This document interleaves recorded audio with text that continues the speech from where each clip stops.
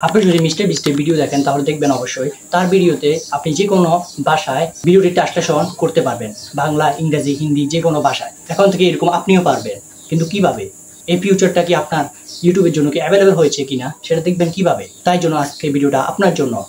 তো চলুন চলে যাই ল্যাপটপের স্ক্রিনে। চলুন। তো সবার আগে আপনার ব্রাউজারে গিয়ে আপনার ইউটিউবটা ওপেন করে নেবেন।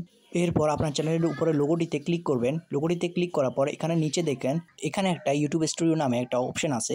সেই অপশনটাতে আপনি ক্লিক করবেন। ক্লিক করে আপনি ইউটিউব স্টুডিওতে চলে যাবেন, অর্থাৎ ওয়াইটি স্টুডিও আর কি। ওয়াইটি স্টুডিওতে যাওয়ার পর নিচে দিয়ে দেখবেন এখানে সেটিং নামে একটা অপশন আছে। সেই সেটিং অপশনটাতে ক্লিক করবেন। সেটিং অপশনটিতে ক্লিক করার পর এখন দেখবেন এখানে আপলোড ডিফল্টস নামে একটা অপশন আছে। সেই অপশনটিতে ক্লিক করবেন। ক্লিক করার পর এখন দেখেন এখানে অ্যাডভান্স সেটিং নামে একটা অপশন আছে। অ্যাডভান্স সেটিং অপশনটাতে ক্লিক করবেন। তারপর নিচে দিয়ে দেখবেন এখানে অটোমেটিক ডাবিং নামে একটা অপশন আছে। তার পাশে দিয়ে একটা ইনেবল অপশন দেওয়া আছে। সেই ইনেবল অপশনটাতে ক্লিক করবেন। তারপর আপনার কাজটি হয়ে যাবে। কিন্তু এর আগে একটা কথা বলি, এই ফিউচারটা আমাদের বাংলাদেশে অনেকজনই পায়নি। অর্থাৎ ডাবিং অপশনটা যদি আপনার চ্যানেলের জন্য উপযুক্ত না হয় তাহলে আপনি এই ডাবিং অপশনটা পাবেন না। আর যদি উপযুক্ত হয় অবশ্যই এই ডাবিং অপশনটা পাবেন। আমি নিজেও পাইনি, অন্য একটা শর্ট স্ক্রিন থেকে আপনাদেরকে দেখিয়ে দিলাম।